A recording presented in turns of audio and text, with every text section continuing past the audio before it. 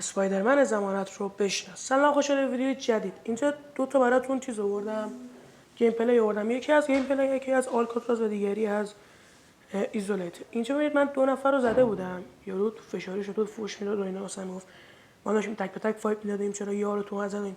ببین اینجا این یارو رو یه تیر بود، یعنی من یارم نتونست تیر بزنم. اینجا پخت واسه کردم 3 نفر رو زدم.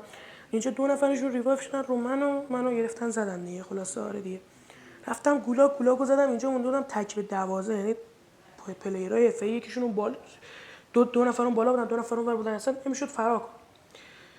اینجا منو دیدم و من سوسکی فرار کردم. اینجا بهت مارک میکنم، اونجا 2-3 نفر وایساده بودن. من سوسکی فرار کردم و اینجا با ماشین داشتم میرفتم که ماشین ترکوندن و منو فرستادن لابی. لایک و فراموش نشه، عشق کنید تا ویدیوی دیگه. خدا نگهدار.